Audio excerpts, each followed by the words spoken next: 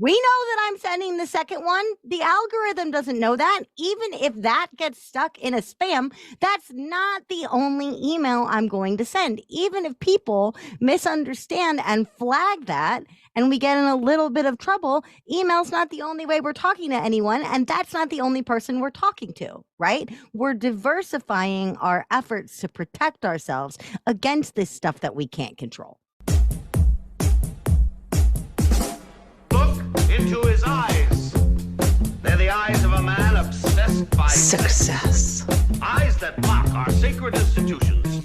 Bedroom eyes, they call them in a bygone day. Sex desire is the most powerful of human desires.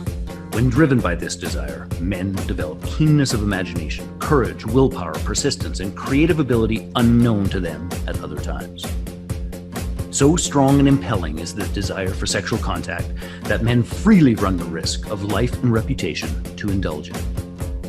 When harnessed and redirected along other lines, this motivating force maintains all of its attributes of keenness of imagination, courage, etc., which may be used as powerful creative forces in literature, art, or in any other profession or calling, including, of course, the accumulation of riches.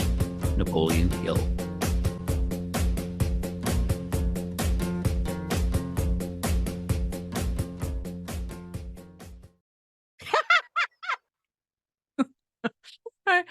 Hey there, peeps. This is Michelle Nedelec, and I am super glad that you are here with us today because you're on the Little Blue Pill for Business, where it's all about getting it up and keeping it up and talking about revenue and profits.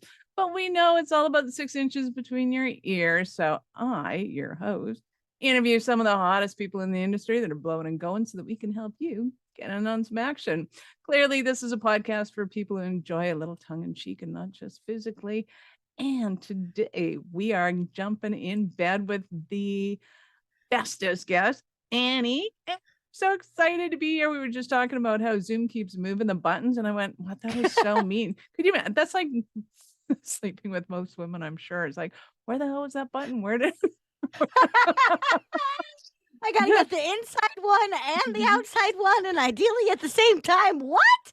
Right? We are starting off on the right foot here, my friends. Mm-hmm. The right note. Mm-hmm. But So, ain't that like girl, running a business? You got to get the right buttons at the right time in synchronicity. right? That's what it's all about. So give us a highlight. Let's just jump in here. And who are you and what do you love to do for business? Oh, who am I? I am Annie P. Ruggles. I am the founder of the Non-Sleazy Sales Academy and Quirk Works Consulting. Basically, what that means is I help over-delivering ethical weirdos sell beautifully as themselves and market correctly so they find the right people without all the shoulds of marketing that's thrust upon them. I'm also the fractional CMO for a handful of really incredible businesses doing weird, wacky, wonderful stuff in the personal development and business growth space. So that's me. Love it. So how did you get into marketing as a thing? As if I didn't know. Well, I'm pretty sure everybody with that much character goes into marketing. But, oh my God. It's I think the Venn diagram of like theater graduates that somehow wind up in marketing is like basically a circle. But how did I wind up in marketing? Little bit of the theater to marketing pipeline, which sounds like the school to prison pipeline. Like, no, a little bit of the theater to marketing pipeline because theater became theater business and theater marketing. And then I found out that if I was learning through my job then as a kid, or as a 22-year-old, how to market big theater, I could use a little bit of what I learned there for small theater, which in Chicago is like 2 on a block. Right. And so I went from big marketing to little theater marketing. And then I realized that a little bitty theater and a mom and pop shop are not all that different. And a mom and pop shop is not all that different from one mom out trying to get a dream going as a service provider. And it just kind of bled through there over the course of 15 or so some odd years. But I really got my marketing start unofficially being unpaid child labor in my mom's business. because my mom is a motivational speaker, now retired. My dad was a business strategist, now also retired. And so if there was a marketing problem to be solved in the business, make the 12-year-old do it was Makes sense. kind of the norm. And so I grew up in an entrepreneurial environment, but I also grew up wearing a lot of marketing hats just because my mom was the talent and my dad was basically the CFO and somebody had to send the faxes. Right. The the peak faxes, hill dude. of marketing, sending out faxes. Right? Like, and but then somebody had to write the faxes. So I was like going into copywriting and then somebody had to follow up on the faxes. And so I was going into contracting and then somebody had to, right? And it's for the like, 22-year-olds listening to this right now who think we have grammatical issues with faxes, yes. I'm not talking about the fax. I'm talking about the faxes, No. which is A fax machine is something that basically sends a letter through a phone very loudly on very expensive, otherwise useless paper. That is a fax machine, children. That's good. I like that one. Yeah. Yeah, that's exactly what it was. Awesome. So who do you love to serve and support now, or who would you say comes to you the most? Oh, Or on you? Luckily, those two things are pretty much the same. The people I love to serve most and the people that find me are very much the same. But I call out to empaths, intuitives, and people that really struggle to receive through the art of selling. Largely, the people that find me or come to me have been burned in their sales attempts before or are so avoidant about the very idea of selling and what it might require of them that they just turn it off, don't look at it. But the people I most love to serve are tired of being should on by marketing. They don't want to carve their own path completely. They don't want to reinvent the wheel, but they want to do their version of industry best practices and standards, not the swipe file boilerplate version, which is so prevalent in industries like personal development. So, yeah, basically, if you're out there doing it on your own and you've been told a million times that won't work, that's a stupid plan, maybe it will work. Let's try it together is always what I want to, push. I love it. So anybody who's out there going, I hate marketing, but you have some personality to throw in there. Annie is definitely your gal, because I can assure you that with a little bit of creativity on her side and bringing those wild and crazy ideas that nobody else can figure out how to make work, it's pretty good that she's going to make them work. Just saying. I am kind of the weird whisperer. That's definitely true. I can pull off things with and for people that people are like, you did what now? And I'm like, oh, exactly. Yep. And it was fun. Awesome. So give us an example of one of the more fun projects that you got to work on, or ones that you went, this isn't going to work, but then it did, and it was awesome. Oh, wow. I mean, it's so fun. So right now I'm working on a project and I can't give all the specifics yet because it's still on pre-launched, but right now, and it's so perfect for a little blue pill, I am working on a project with another sister in ethical sales of mine named Alicia Barr of Sales Is Not a Dirty Word. And she and I are partnering, serving clients who are professional adult entertainers. And they on OnlyFans and porn sites. Yep. And they wanted to put out a course about the importance of female pleasure and how to help bring it about. Speaking of buttons that don't work, yeah. Amen, hallelujah, right? And that's the amazing thing is it's so funny because back when I was in software, I was the director of marketing and sales for a small software firm for a really long time. And what we were always talking about was the importance of domain expertise. You can hire someone to build your tech stack for you. You can hire someone to teach you how to run an HR department. But everybody building these products, these $200,000 products, what we were looking for in people to partner with was high domain expertise. So people that could do things better than other people and understand industries better than other people. And dang it, if these two adult entertainers aren't the best example of domain expertise I've ever seen. They know their bodies, they know each other, they know how to create beautiful video on something that could not be beautiful real fast. They know how to break stuff down. They know and are willing to talk to like how uncomfortable some sexual topics are. And they're also just freaking adorable. But much like most domain expertise havers, they don't know anything about how to market a course because until 2 months ago, they didn't even know that they could have a course, right? So Alicia goes to them in her brilliance and it's like, y'all, you're something special. You could put out some beautiful work into the world. You could monetize this. And they were like, heck yes. How? And I love that. I love that ownership of we are the best at what we do and we're willing to explore when we have the right support. Right? If we have the right team, if we have the right idea, if we have the right person holding our hand, we can get that done. But it's always really fun to like code shift because I'll be in like a client meeting working on special education fundraising decks, and then I'll turn around and I'll be like, hold on, I got to go audit this very not suitable for work series of videos, and then somehow write an email that goes out to the list promoting this video that won't get sucked into spam filters. It's just so enjoyable. But again, they're not creating porn that you would call porn. They're creating porn, but it's more than porn. And that's the kind of person I want to work with. It just, you can leave your clothes on if you want to. Does that make sense? It absolutely does. Well, and I love the juxtaposition too, that it's probably the porn that most people should be watching so that they can actually have a sexual encounter with a real person. And, and it, to your point, it is so difficult to get through the filters of things when, especially when there's algorithms running the filters, right? Like a computer has no way of deciphering whether or not this is something that is educational and necessary and or straight up.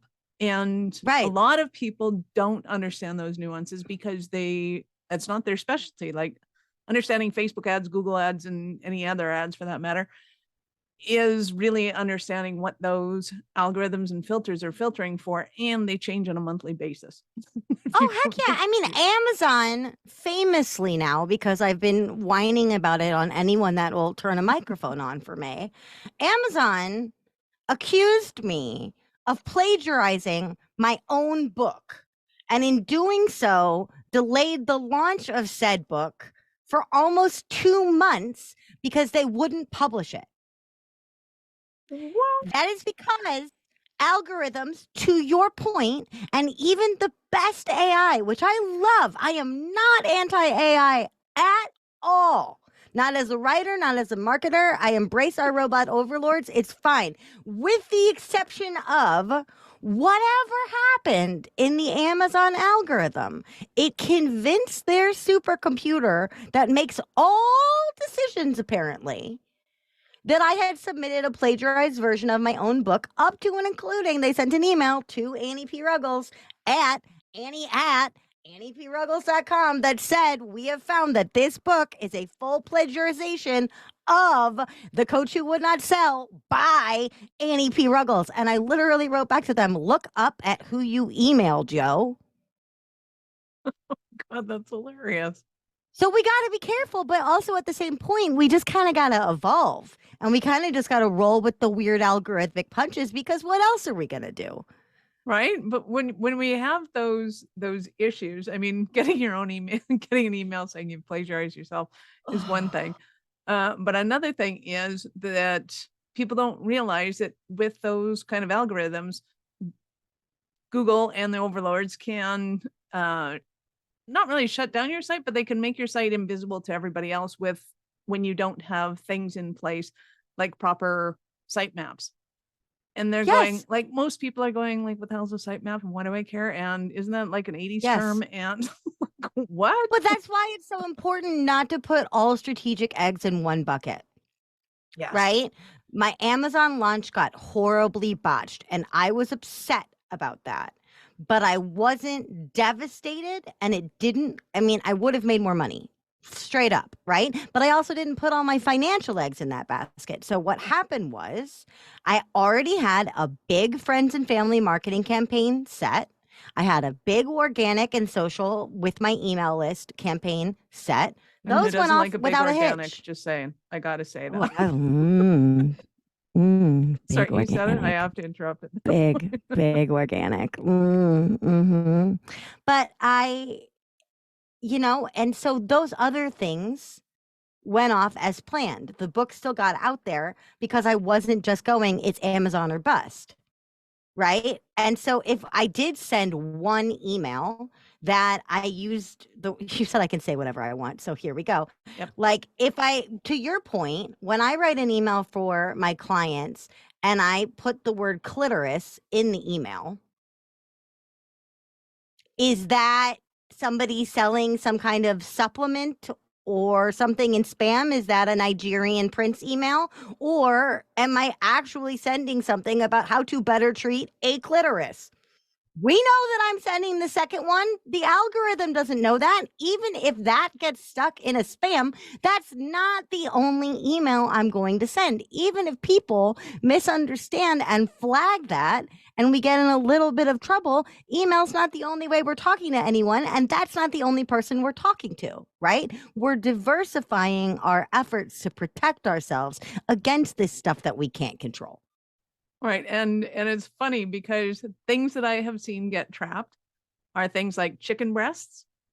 Yep. Completely different topic, but adrenaline. Yep.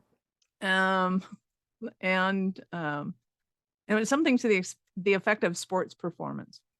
Yeah. And it was the word performance not flagged. Yeah. And it's like, really? Like, really? Come on, people. Come on. Yeah. Somebody's got to read these things. Come on, exactly. Somebody's got to read these things, but they don't, right? And we're getting further and further away from some kind of beautiful mass governance that's actually run by humans. And so we all have to do a better job of bringing hiring awareness, people like you to go in through. Yeah, well, but also because like a little bit of education awareness and variety. Yeah. Right? Yeah, like the onus is on us. We're not going to be able to change these algorithms. I wish we could. I would dedicate my whole life to fixing them if I thought it was possible. But I don't know how the internet works. Even after 5 years in software, not a freaking clue. Number one, right? Number two, it's only going to get weirder and more tech complex. We're all going to feel like our parents programming microwaves soon. It's happening, people. Right? We can't change it. We may as well lean into it. Right. And all we can do is bring attention and intention to our marketing and selling so that when cancer culture or a freaking algorithm comes for us, we're as golden as we can be. Absolutely. I love it. So when you're working with people, what does that look like? How do you kind of bring out the best of them and avoid the overlords to be able to kind of hone in on people? Because I'm assuming that your average introspective kind of introvert is not going to have the exploitive kind of marketing that we have or that 2.0 stars have. So no. How do you help everybody in the world is worthy of attention. Absolutely. Everybody in the world is worthy of attention, right? Yes. And until you start mistreating people and abusing people, and then the world should shut your mic off, right? Like, but until then, you deserve to take up space, right? And so people come to me all the time and they say, especially after I rebranded and launched Quirk Works, the objection that I get would change. The objection I would get to the Non-Sleazy Sales Academy is, I hate sales. And I'm like, cool. You hate what you think sales is. Let's show you a kinder, more ethical way, and then you will love sales, right? But the objection I get to Quirk Works is, Annie, I'm not you. I'm not loud like you. I'm not funny like you. I'm not a Muppet like you. I don't have weird Medusa hair and giant eyes and nerdy glasses like you. I mean, they will give all, I don't have a theater background. I don't blah, blah, blah, blah. No. It's not about being loud. It's not about being ostentatious. It can be if those things are natural to you, but it's more taking off the veneer of all the shoulds and all that my dear friend and client Jen Koken calls it whittling away that we've done of our edges and our greatness to try to conform, right? I see all of that as just a literal veneer. And when people come to me, we just strip it away. And sometimes stripping it away is as easy as people being like, everyone says that I have to have a webinar, Annie, and I don't know what to do. And I don't even like webinars, but everybody says I have to have a freaking webinar. So let's go. And I'm like, well, hold on. Do you want to have a webinar? And sometimes I go, well, yeah, I really think it would showcase me well, but I just really don't like this topic. And I'm like, well, if you were completely unmuzzled and uncensored, what would you call the webinar? And then brilliance falls out of their mouth. The very second I say, if you could call this thing whatever you would want to call it, or if you were explaining it to your great aunt Lucille, who doesn't understand your industry at all, what would you call it? And they're like, oh, I think I would just call it stop wasting your damn time. And I'm like, yes, don't call it productivity hacks. Call it stop wasting your damn time, please. Right? And so a lot of it is just that unlearning of all the things that have been like, your brand must be rose gold and cursive, and you must use a certain amount of buzzwords per day. Enough. Those things are best practices marketed as law. Enough. If we start to free you of that, the excavation becomes easy, because when you feel free, your creativity and your brilliance flows. If you feel trapped, constrained, or like you're about to do something out of integrity or way far outside your boundary, you're not going to give it your all. You're just not. And who could blame you? No one. Right. Well, and bringing it kind of full circle on this is, with all of the algorithms that are happening, your creativity is more important than it's ever been in being able to bring that uniqueness to the world so that they can hear things in a way that they've never heard it before. So I think the timing is paramount that we start getting people that think they have to do it the way that everybody else is doing it and just go, no.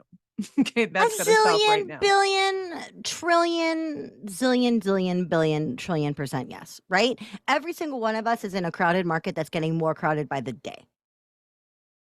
That's just because there's more people on the planet all the time. So if you're not going to say something exciting, because you can't say anything new, everything's been said. If you're not going to say something exciting, wait until you're riled up enough to have something to say. And not everything you say has to be Nobel Prize winning either. And you can say the same thing 500,000 times, because people need to hear it 500,000 times.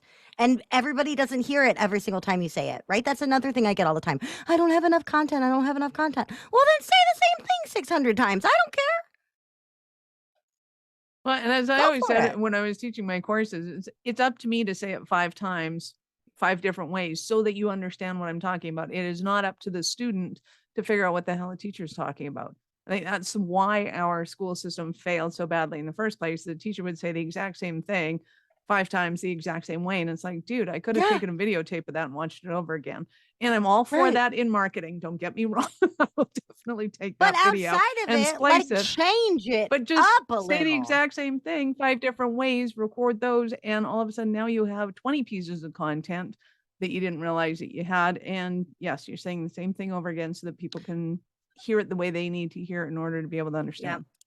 You just really inspired me. I'm going to go find a bunch of podcasts where I've said the exact same sentence with small changes to show how easy diversifying, saying the same thing over and over can be. Because some days I just give different examples, or I use different adjectives, or I accentuate different words, or I do it in a weird, silly voice. I don't know. Like there are ways to change stuff up that are much, much lower effort than you may think. And then, yes, why repeat it? Because it bears repeating.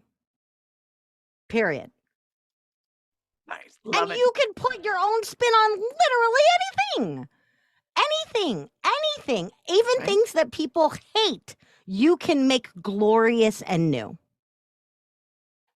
Dude, if we can talk about business on the Little Blue Pill for Business, Take anything. Trust me. 5 minutes with either one of us in a room, and you'll be knowing this.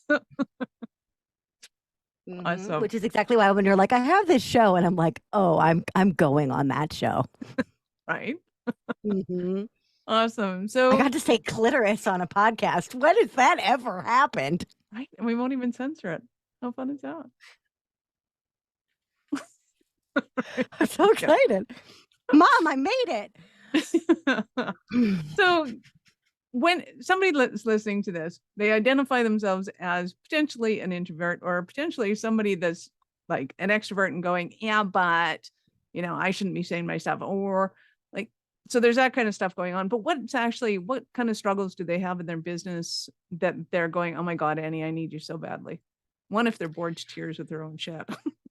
Two, I you mean, think you that need to one. live So up somebody else. six-figure boredom is very weird, right? So it's really by level. At a 5-figure, or no, I'm going to say at a 5-figure. At a 5-figure up to high 5-figure level, people are experiencing saturated markets, low conversions, and a whole lot of shoulds thrown all over them. They're buying tons of courses. They're sending everybody swipe files. They're spray and pray marketing. They're trying to find their footing. They're trying to figure out how their offer suite and what they want to solve mashes up with the people they most want to serve. And they're trying to put a price tag on all of that and not embarrass themselves while they sell it, right? That is a very specific hell in which I lived for a very long time. And if you are in that bucket, guess what? The only way to 6 figs is to keep trucking on, but drop the shoulds along the way. They're dead weight. If you're in a 6-figure business, especially a low 6-figure business, or you've been at the same 6-figure chunk for a while, you probably have weird imposter syndrome that somehow you got here, and it's all going to be taken away from you if you don't just keep performing. Right? It's like, I wrote one best-selling book and now I have to write 7 more, right? So it's this idea of keeping up with the Joneses when we ourselves are the Joneses. If you're higher into 6 figures, you are probably bored to death of your own stink. You are probably so tired of saying the same things over and over. You are desperate for a new catchphrase. You are known in your industry for something that once really excited you, but now is maybe kind of stale, or you've lost the freaking land, like the lighthouse beacon of your why. And so you're like, oh, look, I built a company that I don't even freaking want. And who is this person in the mirror? I don't know them. Right? So it's that falling back in love with your business feeling. Or if you're at high 6-figure trying to scale to 7, you got to get everyone you know on that wagon. You got to get a whole team. You got to get C-level people. You got to give them big money, and you're going to need big social in a big hurry. And that takes a lot of energy to sustain. Right? So if you're at any of those buckets, it's all about growing into that next level, that next iteration of you, which is the truer form of you. But at every single one of those, it's the same problem, which is vulnerability. If you show yourself, if you show your underbelly, it's going to ache sometimes, and it's going to feel real awkward, especially the first time you did things. Like I said clitoris on a podcast. Oh my God, that has never happened. I just said it again now. It's 3 times now. There is a little part of me in my head right now that is screaming, you're going to get canceled. I can't believe you said that. Michelle said it's cool, but she's going to be mad. I know it's called Little Blue Pill, and I know that like the whole beginning was like a million amazing sexual innuendo, but you probably should have said clitoris. I knew that it's too far. Rein it in. Be safe. Be safe. Be safe. Right? There's a little part in my brain that's loud enough for me to hear exactly what she's saying. But I can tell that her, which is that me, to cool it. Because I read the room and I told the truth. And I really did have to figure out how many times I can say the word in an email without it automatically going to spam. That's just the truth, right? But how am I, after hundreds of podcasts, going to change? Shut up. I'm going to say stuff I've never said before. Right? So that's the evolution as I see it, is when people most need me. But at every point, the pain is that vulnerability. The pain is if I'm showing up as me more and more and more. It's just like sex. If I'm showing up fully me, Will I be accepted, and will other people find pleasure in what I'm offering? That's stressful, y'all. Right? But of course they will. I love it. So I know that our listeners are going to want more from you, and not just because you said clitoris. Some of them might. That's all good. So how do they start And their those journey with people, you? just wait until we launch the pleasure course, and then you can go and get that. How you get into a conversation with me? If you want to experience a little bit of my weird, to be like, what does she mean weird? What does she mean different? Then go on over to sellcoachsell.com, even if you're not a coach, and get yourself a free copy of my book, The Coach Who Would Not Sell.